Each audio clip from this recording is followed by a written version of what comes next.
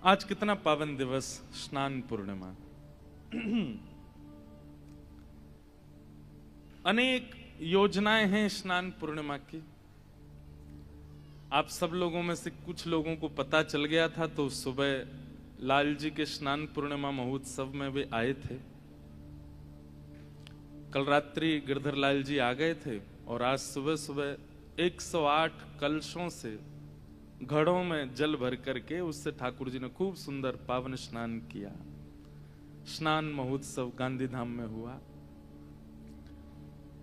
बंधुओं देखो, एक बात बहुत ध्यान से सुनिए, शास्त्रीय बात है कि हम ठाकुर जी के ये मनोरथ क्यों करते हैं। कई लोग 56 भोग धराते हैं, कई लोग फूल बंगला बनवाते हैं, कई लोग ठाकुर जी को जैसे स्नान पूर्णिमा पर स्नान कराते हैं, चंदन यात्रा निकल के गई उस दिन चंदन पहनाते हैं।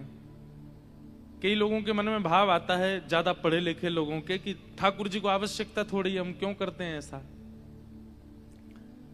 देखिए, वृक्ष के सब पत्तों पर पानी नहीं डाला जा सकता, इसलिए जड़ में डालते हैं ताकि पूरा वृक्ष हरा भरा हो जाए, एक एक पत्ते को पानी मिल जाए, एक एक फल को प्राप्त हो जाए जल।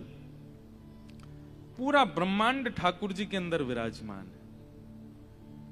ब्रह्मांड में बाहर भी सेवाएं करते रहिए अपनी योग्यता से, लेकिन ठाकुर जी के मनोरथों में ऐसा भाव रखो, हे नाथ, हम आपको शीतल जल से स्नान करा करके ये प्रार्थना करते हैं कि इस संसार में इस वक्त ग्रीष्म ऋतु के कारण जितने भी लोगों को अत्यंत उष्णता मतलब गर्मी का अनुभव हो रहा हो, चाहे वो मानव हो, चाहे वो जीव हो, चाहे वो जंतु हो, चाहे वो पक्षी हो, हे नाथ, आप हमारे पूर्व के पुण्यों से हम आपको जल अर्पित करके निवेदन करते हैं कि आप उनको शीतलता प्रदान करो, उनको शीतल कर दो।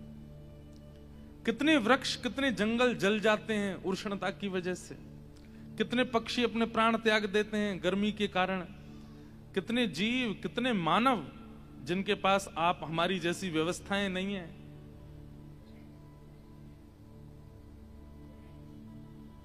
हम सब जगह तो नहीं जा सकते, पर जहां तक बने जाना चाहिए। जैसे हम जब अभी गिरिराज जी से ही कथा करके आए हैं गोवर्धन से, तो पहले ऐसा होता था कि जब स्कूल समय पर थे और भागवत के प्रारंभिक दिनों में जब इतनी कथाएं नहीं होती थी, तो ये समय जो होता है जेठ का, भयंकर गर्मी का, इसमें हम जाते थे, पिताजी से पैसे लेते थे, फिर उससे खूब सारे ग्लूकोज खरीदते थे। वो उसके बाद गिरिराज जी में जितने हमारे वैष्णव बाबा कोई भजन कर रहे हैं, कोई नाम जप कर रहे हैं, कोई परिक्रमा कर रहे हैं, उनका कोई है तो है नहीं, ठाकुर जी हैं उनके। तो ठाकुर जी अपने जनों को ही कहते हैं कि इनकी सेवा करो, तो सबको जाके ग्लूकोज के डिब्बा बांट के आते थे और एक बोतल भी दे के आते थे खाली, कि उसमें ग्लूकोज डाल लें, पानी भर लें, पिए, बड़े वाले डिब्बा, खूब दिन तक चलें। शीतकाल में तेल दे करके आते थे कि कोई सेवा में लग जाए। लेकिन अपनी जहां तक पहुंचे वहां तक सेवा कर सकते हैं, पर ठाकुर जी के अंदर सब विद्यमान है। बाह्य सेवा करते रहिए, बाह्य सेवा के बाद फिर ठाकुर जी को निवेदित कर दो कि हे नाथ, हम आपको शीतल जल से स्नान करा करके ये प्रार्थना कर रहे हैं कि आप विश्व भर की उष्णता को समाप्त कर दो, सबको शीतलता प्रदान कर दो। इसलिए ज्येष्ठाभिषेक के दिन ठाकुर जी का अभिषेक किया जाता है।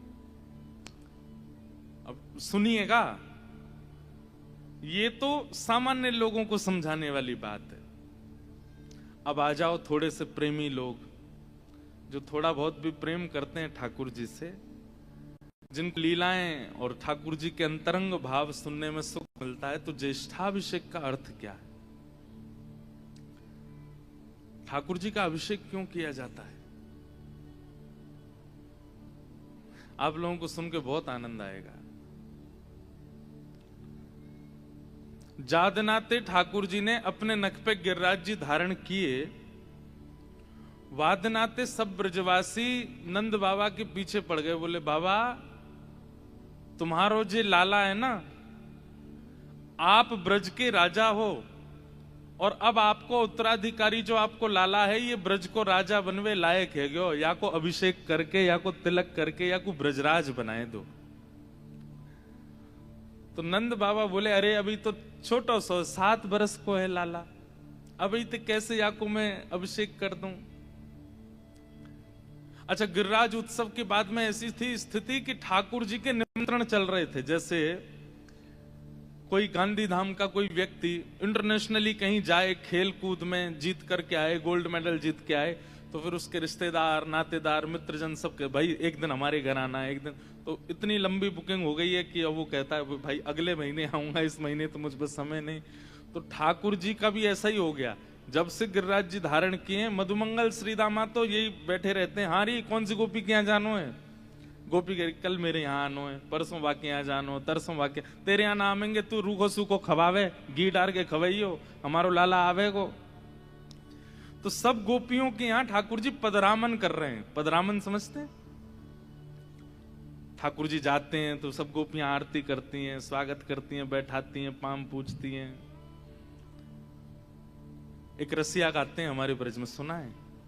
ब्रज भाषा। अब ये तो ब्रज विलास है, यहाँ तो ब्रज की बात चलेंगी, और अभी हम हिंदी निकल रही है, थोड़ी देर में ब्रज भाषा ही निकलेगी, अपने आप ही समझियो। खातिर कर ले नई गुजरिया रसिया, ठाड़ो तेरे द्वार। खातिर कर ले नई गुजरिया रसिया, ठाड़ो तेरे द्वार। समझ में आ रहा है?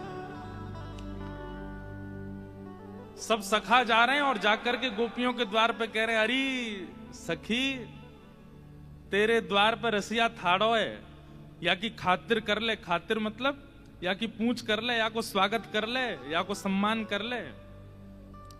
ठाड़ो तेरे द्वार रसिया, आयो तेरे द्वार। ठाड़ो तेरे द्वार रसिया, आयो तेरे द्वार। अरे खातिर कर ले नई गुजरिया गिरधर, आयो तेरे द्वार। खातिर कर ले रसिया, आयो तेरे द्वार। मानो जैसे ठाकुर जी, हम श्रीदामा होंगे, हम मधुमंगल, जो भी समझ लो हमको, हम आप सबसे कह रहे हैं कि गिरधर लाल जी गांधीधाम आए, खातिर कर लो उनकी। खातिर कर ले नई गुजरिया रसिया, ठाड़ो तेरे द्वार। खातिर कर ले नई गुजरिया रसिया, ठाड़ो तेरे द्वार। तो ठाकुर जी पदरामन कर रहे हैं सब जगह, और ब्रजवासी सब जगह जा जा करके कह रहे हैं कि अरे गोपियों, तुम्हारे द्वार पर साक्षात गिरधर आए, इनकी खातिर कर लो। और फिर क्या कहते हैं, कोई कई गोपी ऐसी नकचड़ी सी, व्यवस्था तो पूरी कर रखी है, लेकिन द्वार पे आके कह रही हैं हम ना कर रहे, बताओ क्या करोगी। तो फिर सब ग्वाला कहते हैं, ये रसिया तेरे नित नहीं आवे, ये रसिया तेरे नित नहीं आवे। जैसे गिरधर लाल जी हमारे बहुत आते हैं गांधीधाम, इस साल का 3रा चक्कर है। एक बार तो मेरे बिना भी आ चुके हैं गांधीधाम, मैं नहीं आया हूं, लाल जी आ गए। जब नाथ द्वारा उत्सव पूरा हुआ, उसके बाद द्वारिका में कथा थी, तो मैं तो कहीं से होके आया, लाल जी गांधीधाम होके गए थे द्वारिका। मतलब चुपचाप भी आते हैं बिना किसी को बताए। इसलिए 3-4 बार, 5 बार, 6-7 बार आ चुके हैं लाल जी, लेकिन अब क्या कह रहे हैं कि भैया बार बार नहीं आएंगे, इस बार खूब खातिर कर लेना लाल जी की। पता नहीं अगला चक्कर अब कब लगेगा। ये रसिया तेरे नित नहीं आवे, ये रसिया तेरे नित नहीं आवे। प्रेम होए तब दर्शन पावे, प्रेम होए तब दर्शन पावे। अरे किसी के चित्त में प्रेम होता है तब इस रसिया के दर्शन होते हैं। और बोले खावे पीवे का है, बोले अधरामृत को भोग लगावे, अधरामृत को भोग लगावे। कर मेहमानी अब मत चूके, समय ना बारंबार। हाँ कर मेहमानी अब मत चूके, समय ना बारंबार। अरे खातिर कर ले नई गुजरिया रसिया, ठाड़ो तेरे द्वार। खातिर कर ले नई गुजरिया रसिया, ठाड़ो तेरे। वैसे गांधीधाम वाले खातिर तो करते हैं। आज सुबह क्या स्नान पूर्णिमा, कितना जोरदार। आपको पता है ये ऐसी सामान्य जल से नहीं हुआ। जो लाल जी का सुबह अभिषेक हुआ यमुना जल से हुआ। और यमुना जी भी कहां की, कलिंद गिरी मस्तके, कलिंद पर्वत यानी कि हिमालय से बहती हुई जब यमुना जी पहली बार समतल जमीन पर आती हैं, उस जगह का नाम है कटा पत्थर, जो देहरादून से भी आगे है। वहां हमारे कुछ विप्र बंधु गए थे, हमारे संग यहाँ भी जो रहते हैं मंच पर, वो ब्राह्मणों जाकर के वहां पर कलशों में भर भर के, फिर 20-20 लीटरों की प्लास्टिक की कैनों में भर के ट्रेन में रखवा करके, तब यमुना जल देहरादून के भी आगे से आया यहाँ गांधीधाम। और उसको कल रात्रि में मिट्टी के पात्र में भर के, उसमें केसर और सुंदर सुगंधित द्रव्य डाल करके रात भर एसी कूलरों में रख के ठंडा करके सुबह तब अभिषेक कराया लाल जी का। खातिर तो आप लोग कर रहे हो। तो खातिर तो हुई है ठाकुर जी की, ऐसी बात नहीं है। पर एक दिना की खातिर से काम नहीं चलेगा। 3 दिना हो रहे हैं अभी लाल जी, और खातिर करो। आहा, तो विषय पे आते हैं। तो जब से ठाकुर जी ने गिरिराज जी धारण किए वादना के बाद से ठाकुर जी इतने व्यस्त हैं, इतने व्यस्त हैं। नंद बाबा से सब ब्रजवासी कह रहे हैं, बोले बाबा तुम अपने लाला को राज तिलक कर दो, अब याकू अपनी गद्दी पे बैठाए दो।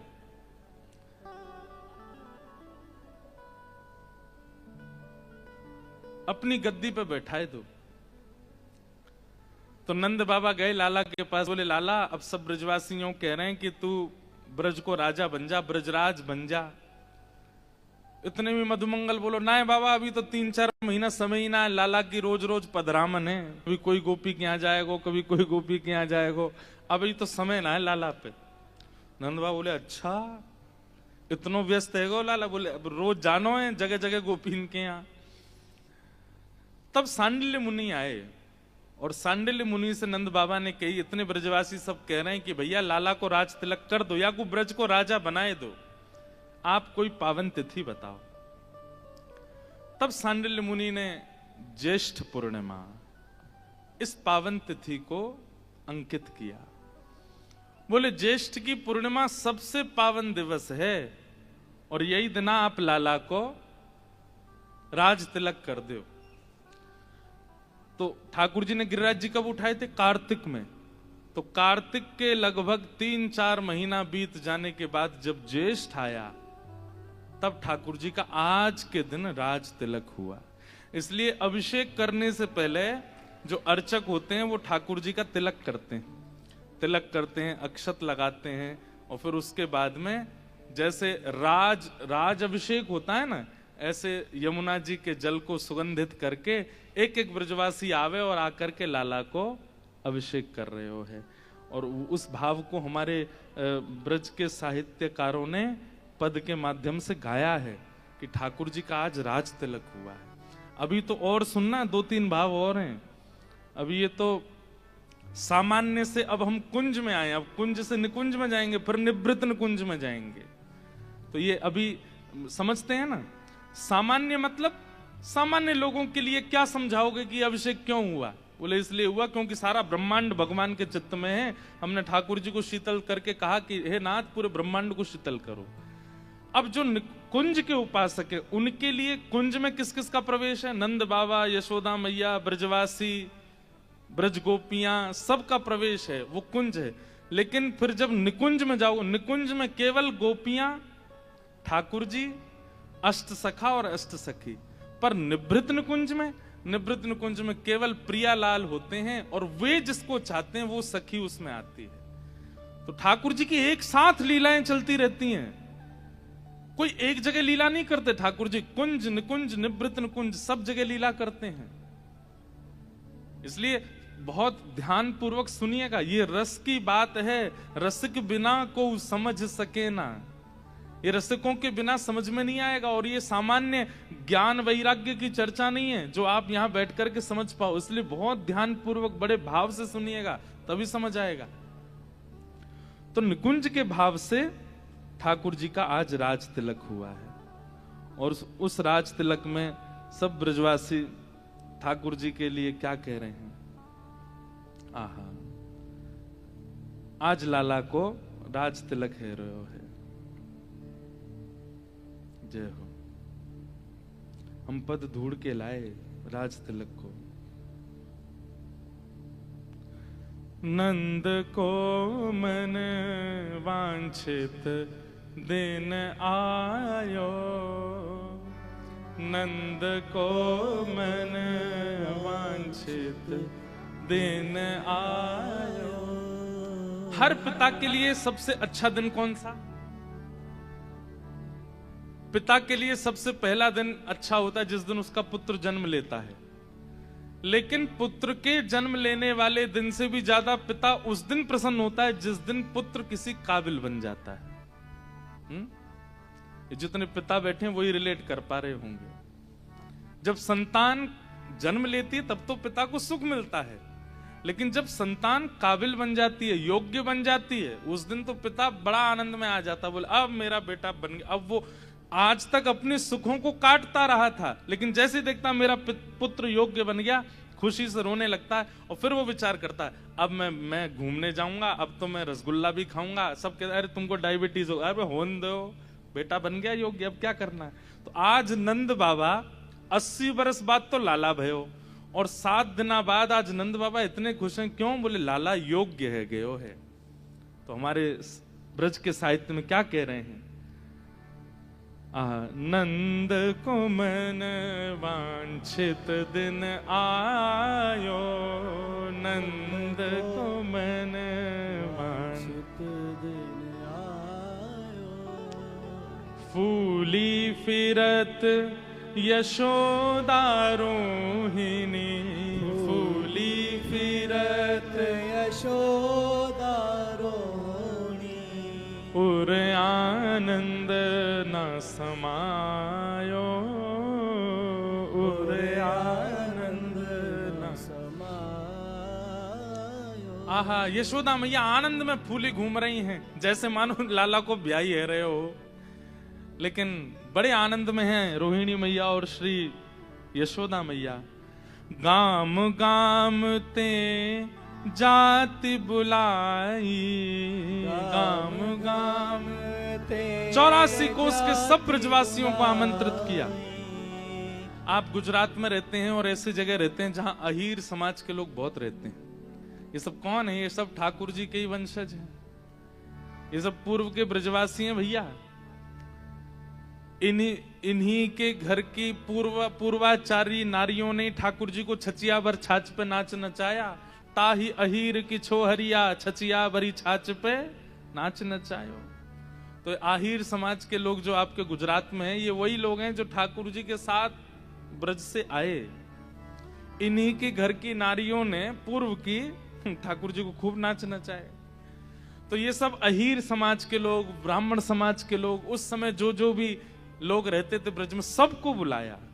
आहा, गाम गाम ते जाति बुलाई, गाम गाम ते जाति बुलाई। और मोतिन चौक पुरायो, मोतिन चौक पुरायो। ब्रज बनिता सब मंगल गावे, ब्रज बनिता सब मंगल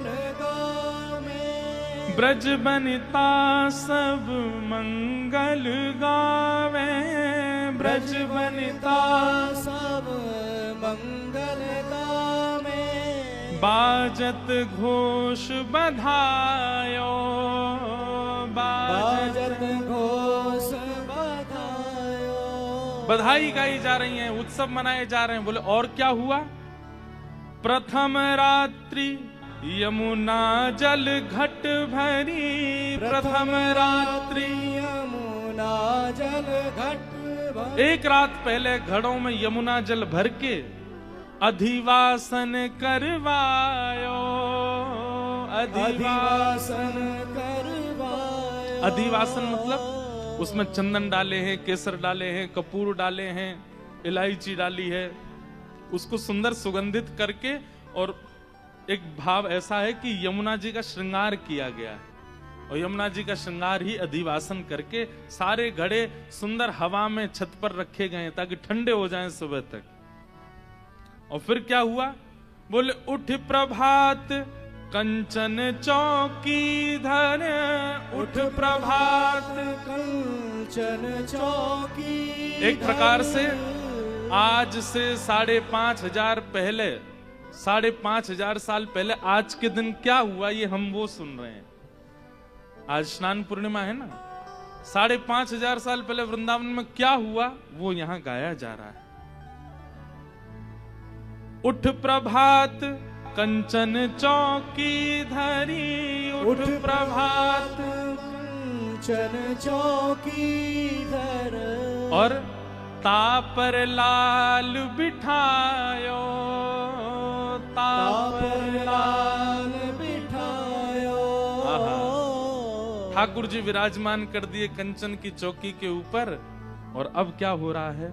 आहा, राज बैठ अभिषेक करत हैं, राज बैठ अभिषेक करत हैं, विप्रन वेद पढ़ायो, विप्रन वेद पढ़ायो।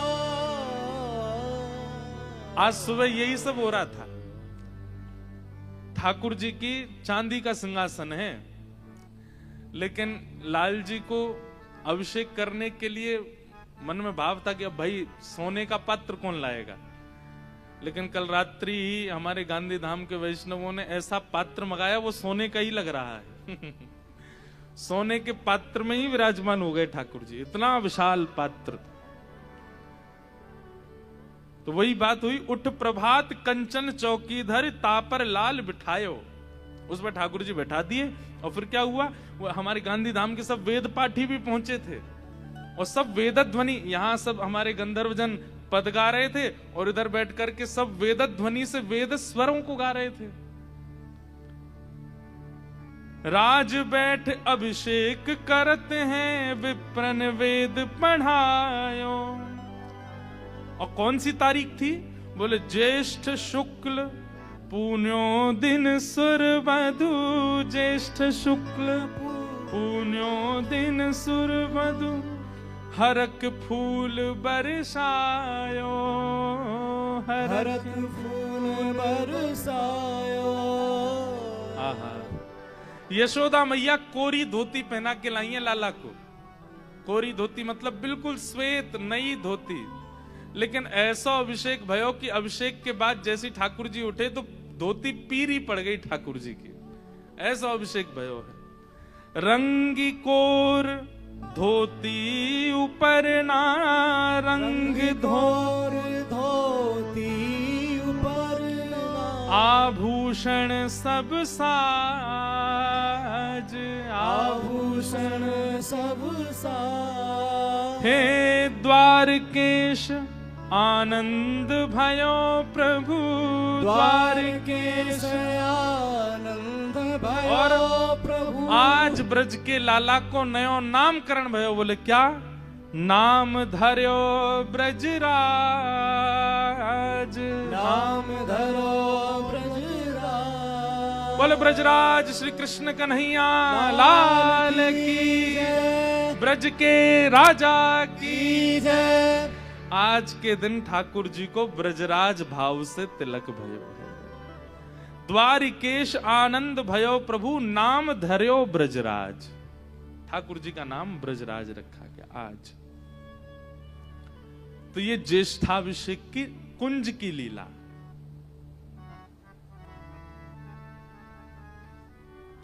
सब ब्रजवासियों के मनस्थ भाव से लाला को आज राज तिलक भयो है। लाला आज राजा बनाए गए। इसलिए जिन्होंने अभी तक अभिषेक अपने अपने ठाकुर जी का ज्येष्ठाभिषेक नहीं किया है, वो आज कल में कर लीजिएगा। वैसे तो आज ही पूर्णिमा है, आज ही करना चाहिए, पर आज नहीं, अब तो शाम हो जाएगी। वैसे तो आज हमारे वृंदावन में शाम को भी नहाते ही रहते हैं ठाकुर जी, लेकिन आप लोगों में से जिसने नहीं किया, आज शाम को व्यवस्था कर लीजिए। सुंदर मटका मंगाइएगा, मटके में सुंदर यमुना जी का जल भरिएगा। यमुना जी का जल नहीं है तो सामान्य जल को यमुना जी का भाव रख लेना।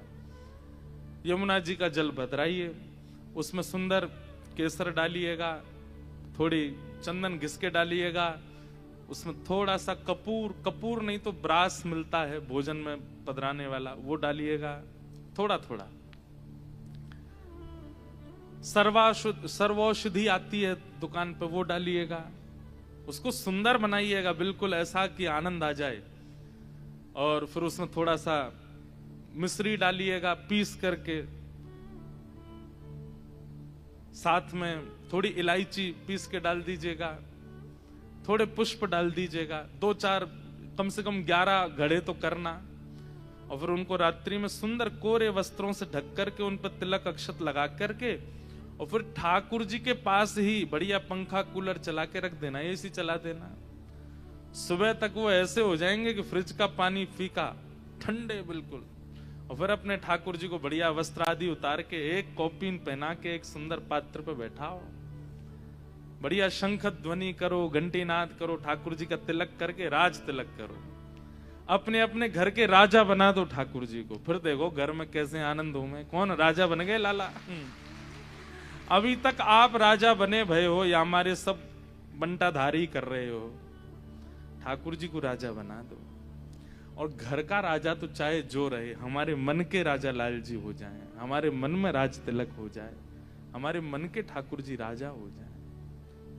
सबसे ज्यादा चंचल तो मन ही है ना, इसके राजा लाल जी हो, क्यों? राजा की आज्ञा मानेगा फिर। तो आज के दिन ठाकुर जी का राज तिलक हुआ। ये कुंज की लीला। अब निकुंज में चलें। निकुंज मतलब और अंतरंग। निकुंज का भाव क्या है?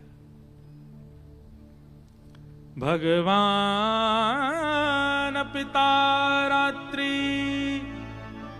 शरदोत्फुल्ल मल्लिका विक्षरन्तुम मनश्चक्रे योग मायामुपाश्रित।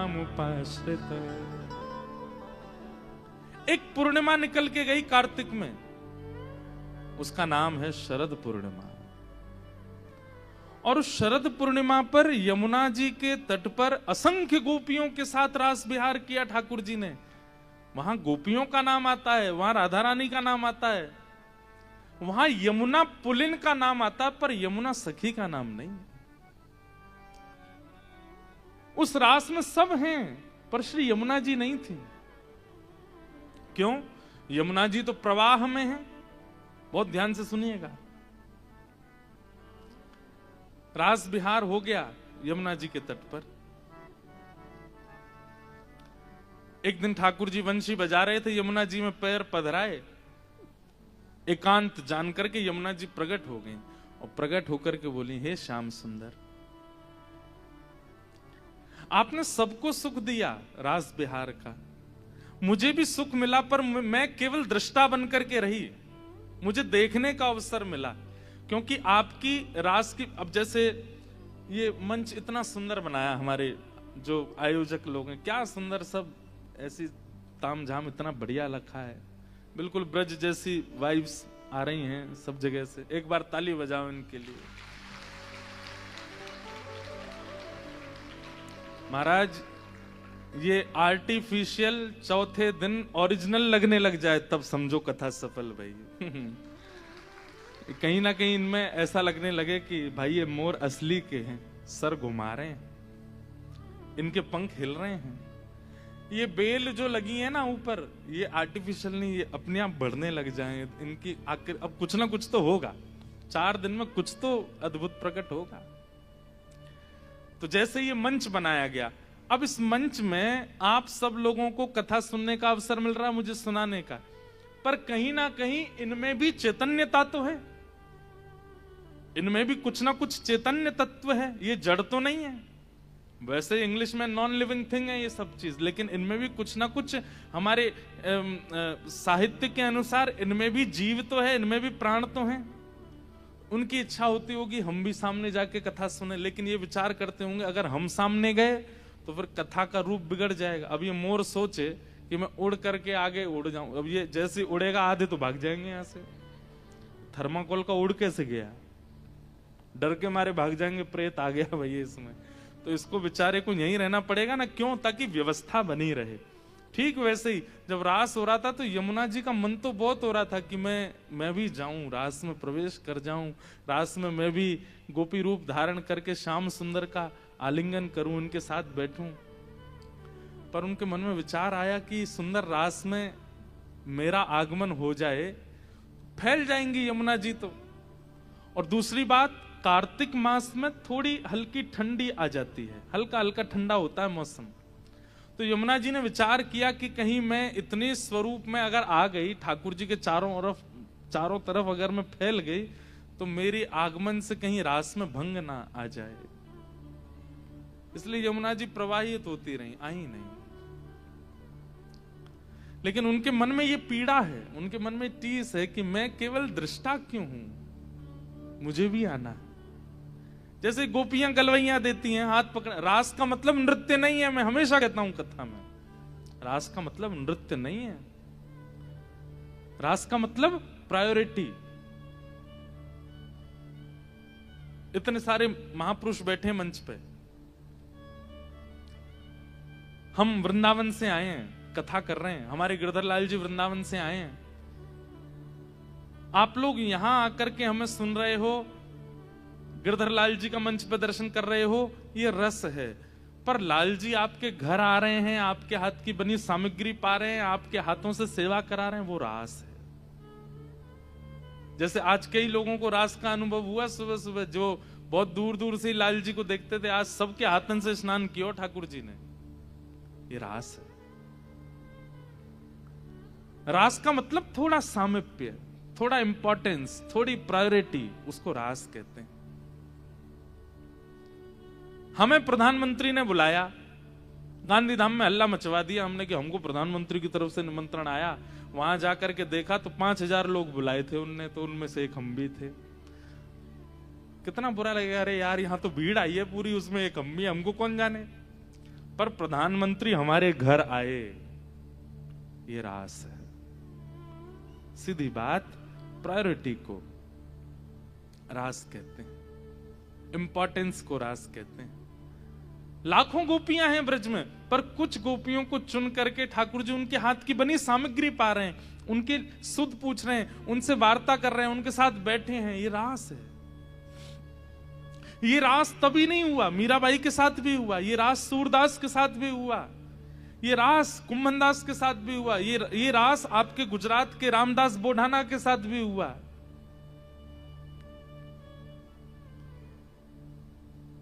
जहां ठाकुर जी अपनी अचल स्थिति को, ठाकुर जी बोले, देखो आप उदास मत हो, आगामी जो ज्येष्ठ पूर्णिमा आएगी, वादना सब गोपी दूर दूर ते देखेंगी, बस तुम ही मेरे पास आओगी, तुम ही मेरे अंग अंग को स्पर्श करोगी। मेरे सिर से लेकर नख तक एक भी अंग ऐसा नहीं होएगा जहां स्पर्श को अधिकार आपको प्राप्त नहीं होएगा। अरे जादना ज्येष्ठ पूर्णिमा आवेगी, वादना मेरो राज तिलक होगा, इस सब गोपी दूर खड़ी खड़ी देखेंगी, क्योंकि इनको अधिकार नहीं होएगा मेरे पास आवे को। आप आओगे और आप आकर के मेरे संग रास विहार करोगे।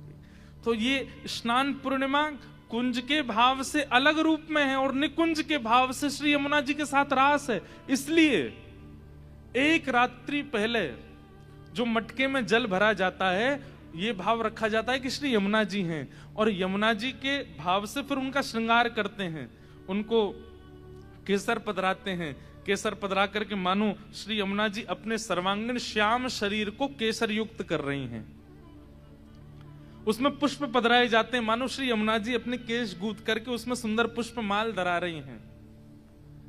उसमें सुंदर अगर, कपूर और ये सुंदर इलायची आदि ये सब पधरा करके सुगंधित कर देते हैं, मानो श्री यमुना जी अपने मुख को सुंदर आस्वादित कर रही हैं, सुगंधित बना रही हैं। सर्वांगीण अंग को सुंदर सुंदर बना करके फिर उस पर वस्त्र पधराया जाता है। वस्त्र माने अब ये साड़ी पहन ली यमुना जी ने, उसके ऊपर कुमकुम से कुछ आकृति और छिड़के जाते हैं, मानो जैसे पत्रावली का श्रृंगार किया हो। और सब धारण करने के बाद फिर यमुना जी को नीचे चौक पुरा करके उस पर पधरा देते हैं ठाकुर जी के समीप। अब रात भर ठाकुर जी रास करते हैं यमुना जी के साथ, और रास करने के बाद प्रारंभ जैसे ही भोर होती है, वैष्णव जन आकर के, ब्रजवासी जन आकर के उसी जल से ठाकुर जी का अभिषेक कराते हैं। आज भी रास हुआ है, पर आज के रास में अकेली यमुना जी आई और यमुना जी और ठाकुर जी के साथ रास बिहार हुआ। ये कुंज की लीला है। इसलिए आज के ज्येष्ठ पूर्णिमा अभिषेक में यमुना जी का विशेष भाव है। ये यमुना जी के साथ रास बिहार है ठाकुर जी का।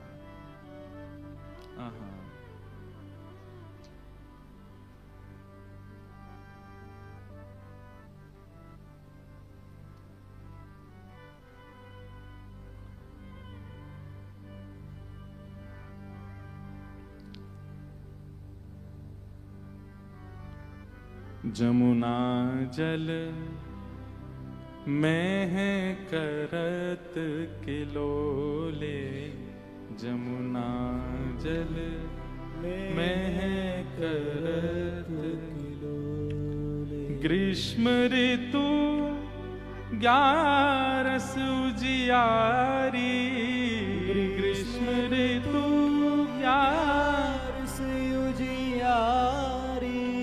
ज्येष्ठ मास सुख बरसत डोले, ज्येष्ठ मास सुख बरसत डोले।